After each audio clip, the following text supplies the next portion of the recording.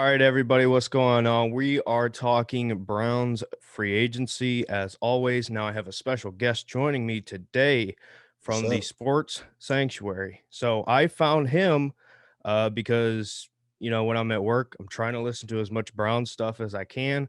And I found his video series about how the Browns can get to be Super Bowl contenders or get to the Super Bowl. And I really enjoyed it. I liked his perspective. I liked what he had to say. So I said, "Hey, would you be interested coming on?" Here we are. So go ahead and introduce yourself. What's up, everybody? Like he said, I'm from the Sports Sanctuary. My name is Cassius Samuels, big Browns fan, lifetime Browns fan, my entire life. Uh, just grateful to be here. You know what I'm saying? Linked up with DF Sports here. He just happened to drop through on one of my videos. We had a quick conversation, exchanged a couple emails here and there, text messages or whatever, DMs. And here we are talking some Browns free agency because it's been really wild and kind of unwild at the same time. You know what I mean? Yeah. So let's just jump right into it. Let's get to why we're here. Browns free agency. So I'm just going to run down the list real quick, just in case people miss somebody. So far as meaningful guys, I'm not talking about Cody Parkey and the backup tackles, but the meaningful guys the Browns have signed: John Johnson, the third safety; Takk McKinley, defensive end; re-signed Malcolm Smith; re-signed Rashard Higgins; Troy Hill, cornerback; Anthony Walker, linebacker; and just last night, Malik Jackson, defensive tackle. So, Okay. just as a whole, give me your thoughts of what Andrew Berry's done so far. I know in us talking, I know you had a lot you wanted to share. So, just go ahead and give general overview of what so far this free agency class Andrew's putting together. All right. Well, for me, it's been kind of a super roller coaster over the last couple of days. You know what I'm saying? Hmm. Especially when it first started, because I came in here with some high hopes, and as a fan, I had my all. I already had like expectations of what I was wanting the Browns to do. Like, all right, we need to get in here and get us a elite pass rusher. That was the main thing I went in here because I knew there were a lot of pass rushers coming up. So I just wanted to make sure that we got one of those. And then when the first day went by and we didn't get one of those, but we got Johnson. Great sign. Was super excited. Like, yes, we need to reinforce that secondary. That's one of the things I was laying out in that video series you mentioned earlier. How the Cleveland Browns to go to the Super Bowl. One of the points I was making is that they definitely needed to uh, increase and enhance that secondary because they were very lacking last year. Like, I don't have the stats in front of me right now, but they were in the lower half of the league for the entire year on their pass coverage. It was really just abysmal. Any Browns fan who was watching any game last year knows that. Um, so I was great. It was great to see John Johnson III come in. He seems like he's really excited. And he actually took less money to come, which was surprising to a lot of Browns fans. You know what I'm That saying? says a lot. Yeah, Says a yeah, lot. yeah. Me, myself included, like, okay, so he actually wanted to come to Cleveland. Okay, Hmm. okay. And then it got kind of quiet. I started getting really nervous. I started getting really mad and anxious because they weren't picking up pass rushers, like I said earlier, like me as a fan, what I wanted to see. So I was getting kind of angry. And then they picked up Takk McKinley, I think his Yep. name is, the guy from who was with the Falcons. And then like the Browns were trying to claim him off waivers and they couldn't get a hold of him. Tried to trade Um, for him too. yeah, they tried to trade for him, and he failed a bunch of physicals. He went to the Raiders. He didn't play all of last year, so they got him on a steal. I think it was for like $2 million a year, some like really bargain bin price, Dollar Tree type stuff for NFL. Hmm. But I wasn't excited about that because again, like he's kind of unproven. I mean, he's a former first round draft pick. He's young. He's supposed to have a lot of stuff ahead of him. He could probably still turn his career around right now. But just as a Browns fan, somebody like I said, it was coming into this free agency with my own expectations. I was really disappointed with that sign. It does have a lot of potential upside. I recognize that. He could just end up being a really good rotational player, which is fine. I was really actually just looking for somebody we can line up on the other side of Miles on a very consistent basis and give our guys some help. You know what I mean? Hmm. Like that was one of the things I was really fixated on.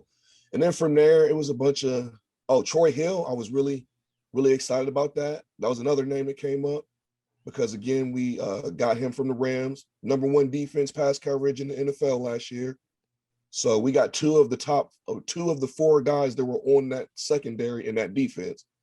And if you don't get excited about that, I don't. Mhm. Especially Yeah, with who we have already. right. And then if you think about if we get everybody healthy, just think about this. We get Harrison, we get Delpit, we get Greedy, we get War, we get Troy Williams, we get John Johnson III, all on the field, Mhm. healthy. What is Best Pat Mahomes secondary. gonna do? Best secondary, and it won't be close. It won't even be close. But after that signing with Troy Williams, Hill, I know Troy Hill, Troy Hill. I'm sorry. you're good. Yeah, Troy Hill. I know Cody Parkey, like you say, got signed after. I really haven't really heard anything other than that, and I didn't even know we signed that D tackle until you just said it. So I haven't even looked him up or know anything about him. But if he is anywhere in the vicinity of being the linebacker for from the Colts, Yeah, Anthony Walker. yeah, Who I I kind called of Waller when I did my I try to like get these out as soon as they come down. And being the idiot I am, I ran out to my car and I said, "Yeah, we just signed Anthony Waller." No, it's Walker. Like, man. But anyway, yeah, go ahead.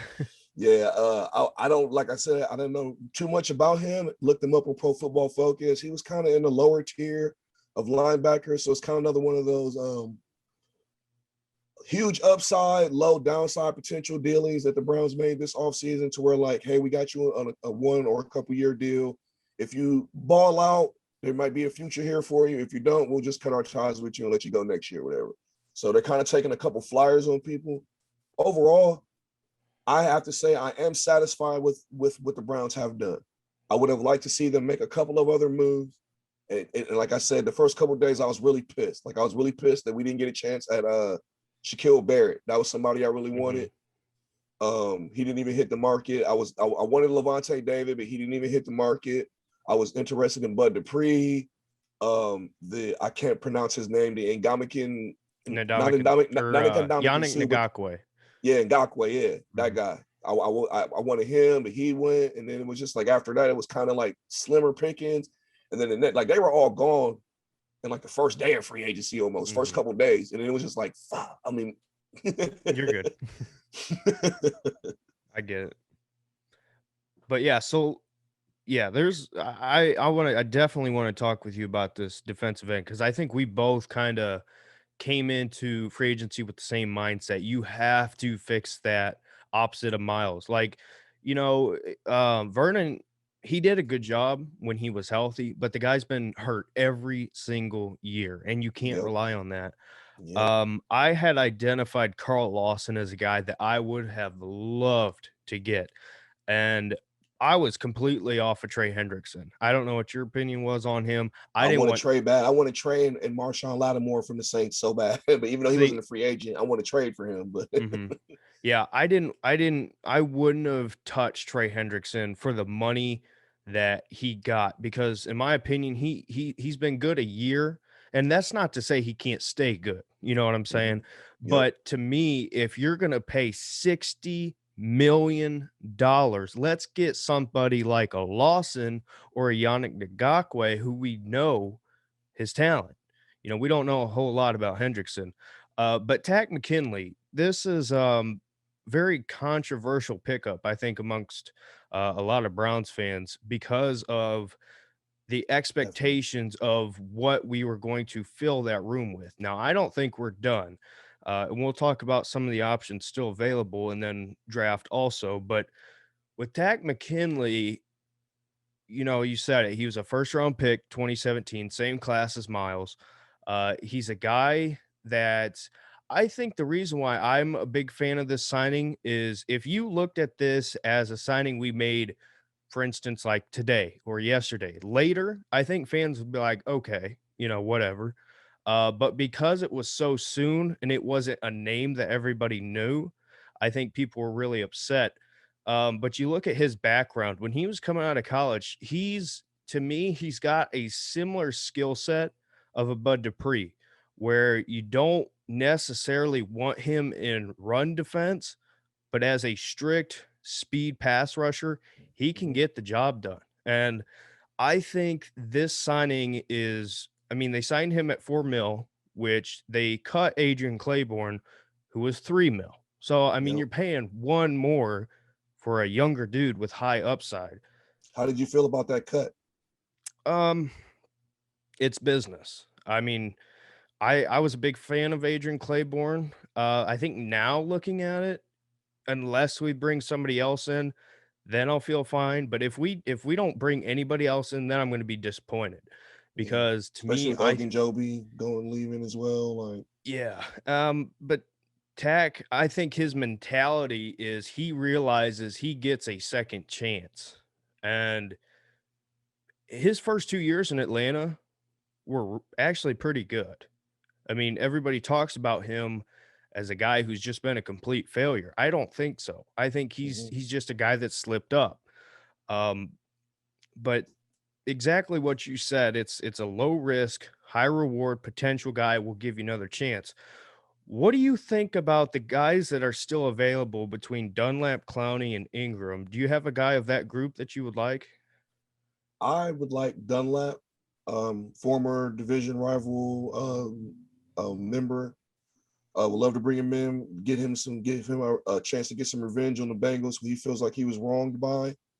Jadeveon Clowney, I'm not really too interested in. He kind of hit the Titans for a quick robbery last year and only played like I think it was like 8 games, maybe. I'm off. Mhm. That's off the top of my head. I know he didn't play the whole season as usual, and he wasn't nearly. It was the first. I know it was for a fact the first season that he's recorded without a single sack for the entire season. So I'm not really interested in him, especially for the price tag. You know what I mean? Mhm. Um, but yeah, if we could get Dunlap, I would love to see that. But as far as everybody available now, I don't really have my mind set or excited about anybody. I'm kind of more so just looking towards the draft now and hoping that with these first couple rounds, we draft really strongly with like a linebacker or defensive end is really where I would go first, because that's like I said, I came into this free agency with my personal number one fan priority as being a defensive end. Like that's what I wanted to give Miles some help up there, because you see how Tampa Bay just dismantled the Kansas City Chiefs, and even though they were missing linemen and stuff, that's kind of the formula that you want. And as somebody who's going to be who has to go through Kansas City to get to the Super Bowl in order for the Browns to get there, they're going to have to go through Pat Mahomes, and they're going to need, in order to beat him and get past him, they're going to need to be able to get pressure with four. They're going to need to be able to drop everybody else that they have available in the coverage and make his life as miserable as possible all day long. And I feel like for the first time in a long time, the Browns actually have a shot to do that with this secondary, as long as they let go of Sendejo. Oh man, I don't want to see him on the roster when the season starts. yeah, I think he's completely shut out from every Browns fan. Nobody, I don't think anybody wants him back. And I don't think anybody should want him back. But At you talked all. you talked about the draft, and I'm a big draft junkie. I absolutely love watching prospects and trying to, you can't necessarily look at a specific formula like some of these Mel Kipers do of who's going to Mhm. work out, but it's fun to me to watch these guys come out of college and see how they translate. At 26, to me, it's going to be interesting who's going to be there, because there is really not a surefire number one guy. But to me, I think there's about five or six really good, solid defensive ends that the Browns could be in play at 26. Or Mhm. I don't know about how you feel about this. I think there is a real chance that Andrew Berry moves up to select one of these guys if he gets his eyes set on somebody. Do Hmm. you have a specific name that you're set on for Kai from college? I'm really bad with names, but I know the prospects that I'm thinking of. I really like the linebacker out of Notre Dame. I forget his name. Jeremiah Wusu-Kormo, Yeah, JOK. he flies around. I like his moxie, all that, man. I would love to have him come play for the Browns. Um, there's this corner out of Northwestern, I think it is, Yep. or Newsom, Greg yeah, Newsom. Newsom, yeah, yeah. I like him for the secondary, and as far as the defensive ends go, I know that they're really deep this year in the draft. I'm not really, like you said, like in love with anybody though. Like there's a couple, three, four guys. Like I said, I'm really bad with names. Don't have them off the top of my head. Mhm. Um, but there's like 3 or 4 guys that if you said their names and you show me and I got to see the highlights real quick, I would be very, very satisfied if they are able to come in and make immediate contributions. Because that's what I think Andrew Berry should put a lot of priority on when he's drafting this year. Somebody who can come in and make immediate impact. Like I Yep. don't want somebody coming in trying to make the roster or whatever. Somebody who can come in, earn their spot real quick, step up, hit the field when the season starts this year, and make an immediate impact. Yeah, and I think what you're seeing with Andrew Berry is he's willing to bring in depth. You know, what we talked about with McKinley. They also have Curtis Weaver, who they signed at a point last year. Malik Jackson, this happened last night. I know you said you might not remember him. He was the defensive tackle of that really, really star-studded Broncos defense when they won the Super Bowl. With Uh, Peyton, yes, with okay, Peyton. Um, I was a big, big fan of his during that time. Now he went to Jacksonville on a big contract, was a part of the Saxonville defense when they okay, were known there. Was on the Eagles, kind of underperformed. Eagles fans are known to hate on players as soon as they leave. So right, a lot of times I try to look at fan reaction, but I really stayed away from that this time. He's We'll see. You know, at the very least, it's good depth. But I think what the Browns are doing is they're trying to fill every need heading into the draft. So they, at the point when they draft, they can say, doesn't really matter. Whoever's the right, best player there. right. Um, what position? I know we've talked about what we like, but what position do you think they're going to value the most when it comes to that first pick in the draft? I really think that they're going to go linebacker, and I don't think they're going to move up. I think it would be stupid to move up at 26. You know what I mean? Just kind of take where you're falling at in this position. You know what I mean? Just take the best available is the way I think you should go about it. Let's not mortgage anything. We've got plenty of picks this year. You know what I'm saying? And if you listen to the talking heads like Mel Kiper and all these others, or you just use your eyes, this is a deep draft for multiple positions. We might be able to snag another wide receiver late in the draft, which I would actually love to see to get somebody else, get some speed into that wide receiver room because we don't know what's going to happen with OBJ. We don't know how much longer he's going to be there with the contract situation with him and Jarvis because we're paying them both around $15 million a year, and it's going to come time for somebody to step up and become like a clear number one deep threat receiver, which is another thing I felt like the Browns need to do in order to become a legit Super Bowl contender, to just develop some kind of deep pass rush. But to answer your question with the draft, I do feel like they're going to go linebacker. I think that this is going to be a defensive heavy draft for the Browns. Actually, I think they're going to spend a lot of picks trying to fill some holes in that defense, as they should, because our defense was definitely beyond the run blocking and the pass blocking, which I think we were really good at last year. Our pass coverage was just atrocious, and as long as we shore that up, I think we have a really good chance to make some noise in the AFC. And not only that, that helps Baker out. For anybody who's really not sold on Baker, getting him a defense will make him look a lot better. It'll keep him in a lot closer games. Maybe that we don't lose that game to the Ravens on Monday night last year if we have, Or the you know, Chiefs? yeah, or the Chiefs for that matter. If we have a decent secondary that can cover somebody, I mean, I will never just forget Lamar Jackson coming back into this game on fourth down and was a 4th and 5 or something and just hitting a touchdown pass. Yeah, yeah. I think that was the most frustrating thing because I think as soon as they showed him on the sideline coming out of the locker room, you knew. I mean, Yeah. you knew, and there was nothing you're gonna do to stop it. But so True. let's talk about OBJ Okay. because this is one of a few things that it seems like Browns fans, I don't know if fight is the right word, but argue about. Um, do you think the Browns should look to trade him? Well, first of all, I guess let me put it this way. Should they be listening to offers? Number one. You should always And listen to offers. okay. Always. You should always listen to offers. Whether you act on them is another thing. And I do think that at some point they're going to have to move or trade either Landry or OBJ. And to me, it doesn't matter which one it is. I just want the most productive one and the one that's going to be the more valuable down the line. I think Jarvis and OBJ are really valuable for their different reasons. I love Jarvis's ability to be a possession catch receiver.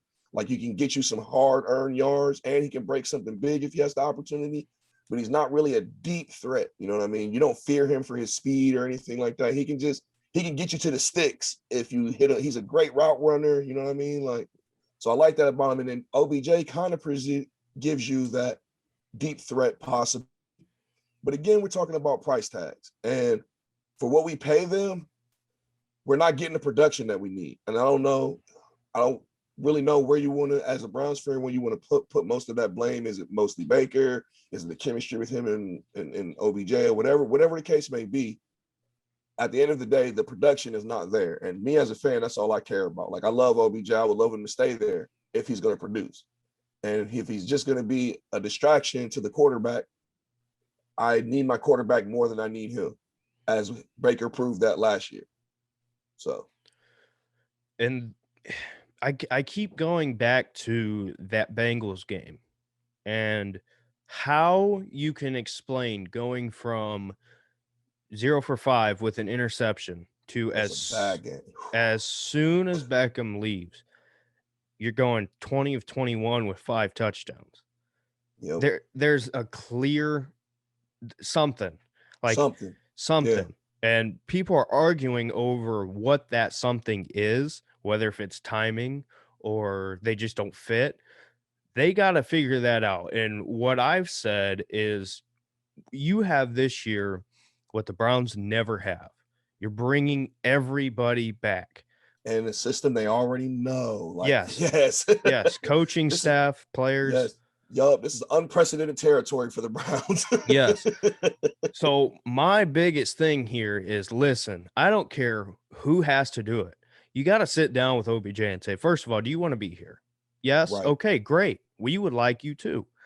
But here's the deal. We need to fit you into our offense, not our offense fit around you. Yeah, not the OBJ show. Exactly. Because it's not going to work, because that's what Freddie Kitchens tried to do and it bombed. Now OBJ was still hurt, but so yeah, I think I'm in complete agreement there. Do you think with Kenny Golladay just now signing, I don't know if you saw that was news from today. With the Giants? Yes. Yeah. How do you think the Browns look at the wide receiver room? Because the Giants now have Darius Slayton, who's a guy that's kind of come on. He started off pretty good and he's kind of leveled out. But they add a guy like Golladay and they add a guy like Kyle Rudolph and others. Do you think they look at that and say, okay, we still need to keep that 1-2 punch? Or do you think they look at trading OBJ and say, hey, Donovan Peoples-Jones, you showed flashes. You were clearly great out of high school. You were good in college. Let's give you that opportunity. As far as, well, you kind of got me a layered question there, but as far as the wide receiver room goes, if I was to rank them, I would rank them probably in the middle tier of the league as far as the wide receiver room goes right now. Baker threw, I think, like 26 touchdowns last year. He didn't throw more than 4 to any player. That's a testament to him spreading it out, but also to him not having a really favorite target or anything like that. So I feel like there's lots of improvement on the wide receiver room. I like Kenny Golladay. I don't like him going to the Giants, though. We'll see what happens with Saquon comes back, and we'll see if Daniel Jones can, because this is probably going to be his last year, getting a chance to prove himself. I think he's on the 3rd year of his contract, so he's got a lot of proving to do this year as well. But as far as Kenny Golladay, I mean, I guess I'm glad that he's staying in the NFC, so I don't have to deal with him in the AFC, because I thought maybe he was going to end up with the Ravens or something like that, because I know they are constantly thinking about grabbing up a receiver, because they grabbed up like Dez last year and things like that. So I was kind of worried about like somebody in the division picking him up. So as long as he's not in the division, I'm cool. But we'll see how it works out with the Giants. I do want to reiterate that I do think that the Browns need to at some point do something about the wide receivers with OBJ and Donovan People-Jones, because we got a lot of mouths to feed on this offense. If you think about what Stefanski's trying to do with the 12 personnel, with the 2 tight end looks and all that kind of stuff, there's just too many miles to go around. And for those miles that we have in the field, I just need production. And I need one of them. Like, let's be clear, there's only one Tyreek Hill, but I need me a Tyreek Hill type player.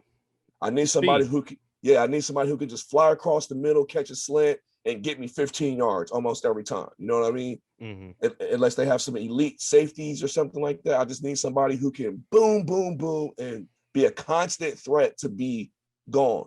And I feel like OBJ gives you that just because of his name, but I don't think he really has proven that for a while. I mean, he did in that Dallas game. That's what we saw a flash of the old OBJ when he was doing the flea flickers and all, throwing the touchdowns and running all along. Like, he had a monster day. And that's why I was so tragic to see him go down against Cincinnati.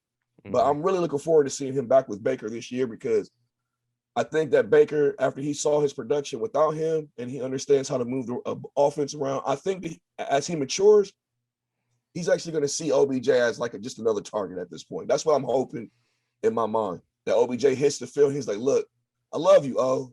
Like, I love you. If you get it, I'm going to give it to you, but you got to get there. You know what I'm saying? Like, I'm not going to just be looking at you. If I look over and you ain't there, I'm going to Hodge, or I'm going to Donovan Peoples, or I'm going to whoever. I'm just letting you know I love you, but respectfully. I'm not just throwing you the ball every time I see you. And I think so much of that is, honestly, I think the problem with OBJ and his fit so far, New York, big city, big stuff, big apple. You know what I'm saying? Cleveland, we're not used to these big time superstar, millions of followers going to these whatever fashion shows and all that crap. OBJ comes and it's like, we've never had this. So how do we keep this happy? You know what I'm saying? And try to still use him. I think Baker has got to step into his leadership role. I think it's time for him to take over. And it's fine to have guys like Miles and, Juice and all these other guys as leaders. That's great. You're the starting quarterback. You need to be the one to make it clear. It doesn't matter who's getting the ball as long as we score, as long as we win. So yeah, I'm in total agreement with you there. Let's look at this division, because to me, I think both the Steelers and the Ravens have taken major hits in multiple different areas. The Bengals, I think have gotten a little bit better. I wouldn't say a lot better, but they have so many holes to fill. What is your thoughts on this division moving forward? My thoughts real quick, starting with Cincinnati. The only thing that's going to scare me is if they start getting the O-line to protect Joe Burrow. Out of all the divisional quarterbacks we faced last year, they passed for like 1,500 yards combined. Talking about Joe Burrow, Ben Roethlisberger, Lamar Jackson, and the second stringer for Mason Rudolph for the Steelers. All of them combined threw for like 1,700 yards, and 700 of those were for Joe Burrow. It's ridiculous. In 2 games, he threw for 700 on us, and he had no O-line. So I'm really kind of scared to see what he can do with the right protection, a couple weapons. I really think they're going to be a problem at some point. Like you said, for the Ravens and the Steelers, they both took substantial losses to their defensive side of the ball. The Steelers lost Dupree on their pass rush. They lost their center, Pouncey. They lost, I think it's another player, a decent role player on their defense. His name escapes me. But same with the Ravens. They lost 2 pass rushers off their defense. So they're looking, and I know they made an signing through free agency. I wasn't really paying attention to it because, it's F the Ravens always. So, but looking to see what they do in the draft and see how they come out. But yeah, I'm very happy to see them taking losses and not really doing anything to update their offensive side of the ball. It was great to see the Steelers come back with Ben Roethlisberger. I was upset they didn't sign him to a 4-year deal instead of a 1 year. Yeah. I was great to. I was happy to see that still that the Ravens have not addressed the offensive side of the ball. It appears that they're just going to keep running with this run first mentality. They're just going to keep running Lamar Jackson into the ground, which is fine with me. Which means I won't have to worry about him in a couple years. You know what I mean? Like, Yeah. Oh yeah.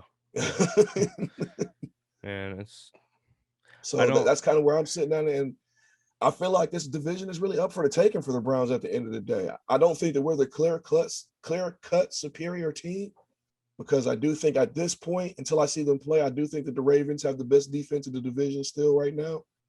And I do feel like they have the best run attack, but I think we're right behind them in both of those categories. And if it's going to be a tiebreaker, it's going to be between Lamar Jackson and Baker Mayfield. And as it stands right now, Lamar Jackson has won an MVP. And he has the same amount of playoff wins as Baker, but he has won an MVP and he presents a lot more diversified threats, we'll say, than Baker does. You know what I mean? So I'm anxious to see them. That's where my eyes are going to be. I've got the two Raven games circled on the schedule, and I also have the Kansas City Chiefs game circled. Those are before the season even starts. Those are three games I'm looking at right off the bat. So finishing up here, and I appreciate your time. No problem, Again, man. the Sports Sanctuary, go check them out. Or I'm sorry, Don't go forget check to him out. subscribe. Yep, I'll be sure to put the link to the channel. Sometimes I just forget because I'm trying to get it uploaded, but Right. I'll be sure to do that. I'll also tag him, so on social media, if you see tweets from me about videos, go check him out, give him a follow. Wrapping up, you talked about the games on the schedule. What is your prediction as we sit right now heading into next season? Mm, mm. Well, we don't know any real dates, but looking at who we're playing, I know we got to play the Green Bay Packers. We got to play the Chiefs. We got to play the Ravens and the Steelers. There's a couple gimme. There's quite a few gimme games in there like we had this year. So I'm feeling like we can make an even run if we can count on Baker to give us at least what he gave us last year. I think we can replicate those same results, get us a decent playoff berth this time, not just the wild card, because let's face it, we all know as Browns fans, there were a couple games we dropped last season and we should have won, and we should have ended up winning the division, actually. If we didn't play in a hurricane for 2 weeks in a row, that would have helped. That would have helped a lot. And didn't lose our entire wide receiver core for another game. So yeah, I get that. And there was and there were plenty, and we were still in all those games, is what makes it really frustrating. At the end of the day, we were still in that Raiders game. We could have won that. We were still in that New York Jets game with none of our receivers. We still could have won that game. Like, it really bothers me that we was giving up wins to like one of the most bottom feeding teams in the NFL just simply because we didn't have our wide receivers, which was a big drawback, but we could have overcame it. But let's not rehash the past and all that. Yeah. So last question here, quick, before we go. I know you're an Ohio State fan, correct? Oh yeah, born and raised. I assume so. I know I've seen, I think you had a OSU blanket in the background for a video or whatever. So I assume Urban Meyer coaching the Jags. Do you think it'll work out? I do. As long as he stops making boneheaded moves like hiring racist coaches and stuff like that, and he keeps his head down. I think Urban Meyer's an awesome coach. His record speaks for itself. He's won everywhere he's went, and it hasn't stopped. He's everywhere he's gone. He's just been a winner. He breeds a winning mentality. He is right now quietly working to amass players that he actually coached at Ohio State and bringing them to the Jaguars. Carlos I think Hyde. I think people should be looking out for him, man. I think don't sleep on him. I don't sleep on Jacksonville by any means. He's got the first round. He's got the first pick, so he's getting Trevor Lawrence this year. I would look for him to be making some noise here in 2 to 3 years. I mean, I don't really expect much from him this year, but yeah, man, I think that the league definitely needs to be on notice for Urban Meyer, who potentially could win the next Coach of the Year award. Yeah. Yeah. Yep. And reigning Coach of the Year, Kevin Stefanski. Yeah. Kevin Stefanski. What was your I know I said last question, but whatever. Cool. Listen, when we hired him, I was not happy. And I'll tell you why.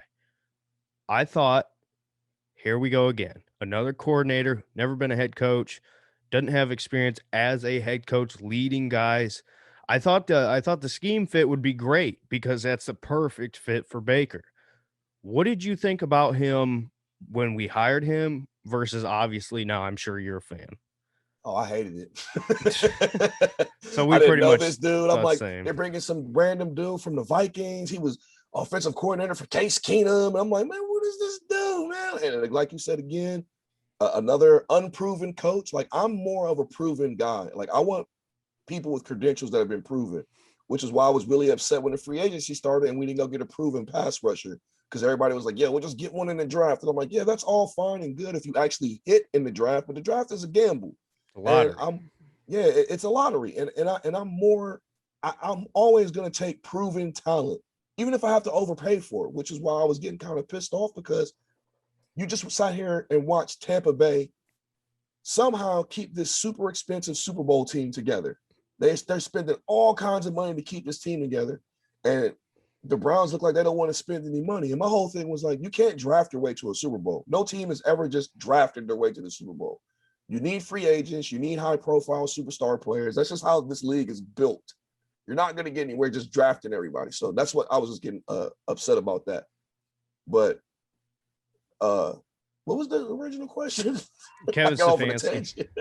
Oh, yeah, Stefanski. I hated the like I said, I didn't know nothing about him. His credentials really didn't mean anything to me as a defensive coordinator and everything. But as you said, quickly got to know him very, very quickly. Got to love his style. And I mean, the rest is history, man. He gave between him and Baker, he actually saved Baker for me. I didn't even think that was possible because I've written Baker off, and I'm to a point now where I'm confident in Baker to be Baker, but I need for him to take another step if he wants to get this contract money like Dak just got. Because if he doesn't, I'm not giving you $40 million. I'm sorry. Mm-hmm. I'm about the biggest Baker fan you'll find. I wouldn't give him that money yet, but I think with what the moves they have made so far, we're not even through free agency, let alone the draft. I think he's primed and ready to take the step he needs to. But it's all on him. I had arguments with other Browns fans about, well, we should trade for this guy, start Case Keenum. I said, just slow, just let it build. He's still learning an offense. So I never understood the start Case Keenum thing. I was never on that bandwagon. Well, and Case Keenum, yeah, but you know what the thing is? Everybody says, well, he did it in Minnesota, Kevin Stefanski. Well, yeah, also in Minnesota, he had Stephon Diggs and he had Thielen and he had all these guys that were on the same page. We got great players, but they weren't on the same page. And that, respectfully, that Vikings defense was a lot better than the defense he was dealing with on the Browns this year as well. So. So yeah, I agree. I'm so glad had you on. I think we pretty much are thinking the same on things here. And like I said, go check out that, what is it, 5 or 6 video series? It's a 5-part series, man, explaining how the Browns can potentially go to the Super Bowl in the next couple years if they would just listen to the channel and take some advice from a fan who's nothing but passionate and got lots of great ideas. So yeah, guys, go check that out. Like I said, I'll link his channel in the description. You want to give your social medias or anything people check you out on? Yeah, sure. At Savage Fury 82 on Twitter.